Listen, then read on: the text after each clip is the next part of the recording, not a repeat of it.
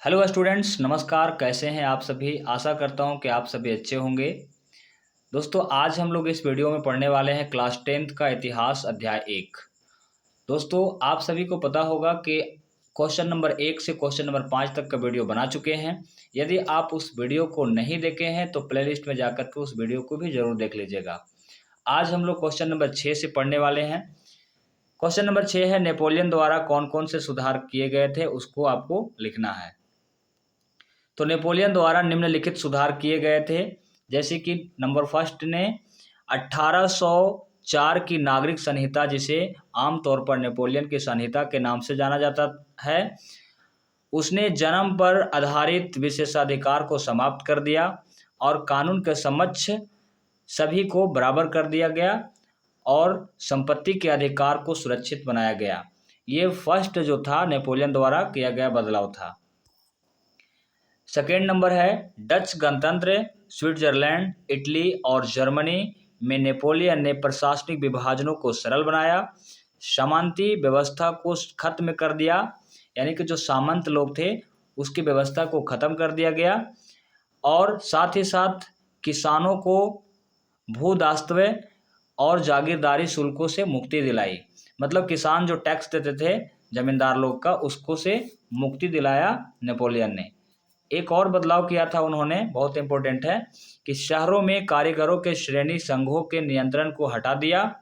यानी जो जितने भी कारीगर लोग होते थे वो किसी एक ठेकेदार के होते थे, और ठेकेदार जहाँ पे वो काम करते थे कारीगर लोग, वहाँ से पैसे वसूलता था और कारीगर लोगों का कम वेतन पे रखा करता था। तो उन ठेकेदारों को हटा दिया और एक श्रमिकों का एक संघ बना दिया। तो इन्होंने एक बहुत बढ़िया काम किया था। और क्या किया था, और संचार व्यवस्थाओं को भी सुधार किया था। ठीक है, नेक्स्ट क्वेश्चन है क्वेश्चन नंबर 7।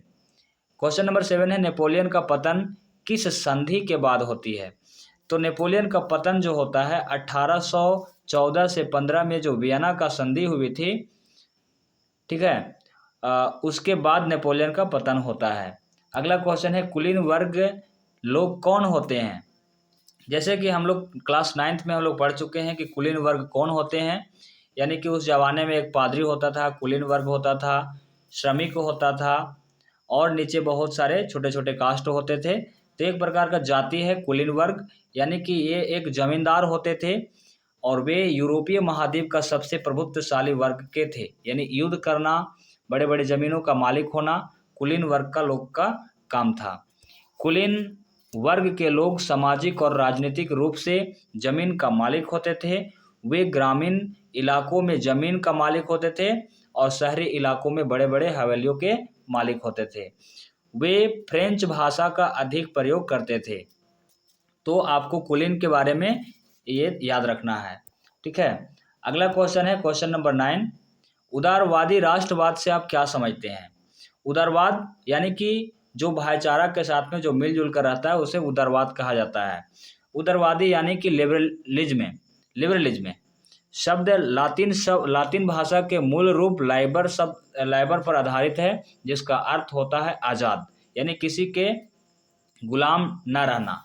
नए मध्य वर्गों के लिए उदारवाद का मतलब था व्यक्ति के लिए आज़ादी और कानून के समक्ष सबकी बराबरी। जैसे कि आप सभी को पता होगा कि कानून के समक्ष नेपोलियन के समय भी सभी को बराबरी नहीं दर्जा दिया गया था।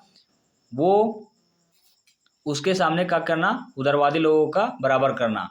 राजनीतिक रूप से उदारवाद एक ऐसी सरकार पर जोर देता था जो सहमति से बनी हो। ठीक है, यानी कि जो भी सरकार होगा उसको जो नागरिक वहाँ के होंगे उसके द्वारा ही चुनाव किया जाएगा। आगे लिखा है कि आर्थिक क्षेत्र में उदारवाद बाजारों की मुक्ति और चीजों तथा पूंजी के आवागमन, राज्य द्वारा जो कर लगाए गए थे उसको पर नियंत्रण को कम करना या ख़त्म करना पूरी तरह से। तो जैसे कि आप सभी को पता होगा कि जो भी मार्केट में सामान आता था और जो सामान मार्केट से जाता था उस पर एक प्रकार का टैक्स लगता था, वो कुलीन वर्ग, पादरी वर्ग सभी बांट कर रखते थे। तो उदारवाद लोग चाहते थे कि वो बाजार पर जो नियंत्रण किए हुए हैं उसे खत्म करना उदारवाद लोगों का मकसद था। आगे लिखा है क्वेश्चन नंबर 10। कि वियना की संधि कब हुई थी, इस संधि की मेजबानी किसने किया था। तो वियना का संधि आप सभी को पता होगा कि वियना का संधि 1815 में हुई थी। आपको 1 नंबर में ये क्वेश्चन आ सकता है कि वियना का संधि कब हुई थी। तो आपको ध्यान में रखना है कि 1815 में वियना की संधि हुई थी। इस संधि की मेजबानी ऑस्ट्रिया के एक चांसलर थे, जैसे कि वहाँ के राजा थे जिसका नाम था ड्यूक मेटरनिक। उसी ने वियना का संधि का नेतृत्व किया था, यानी कि मेजबानी किया था। तो दोस्तों आई होप कि ये वीडियो आपको पसंद आया होगा। पसंद आया हो तो वीडियो को लाइक कर दीजिएगा, और यदि आप इस चैनल पर नए हैं तो चैनल को जरूर सब्सक्राइब कर लीजिएगा। Thank for watching this video. Thank you.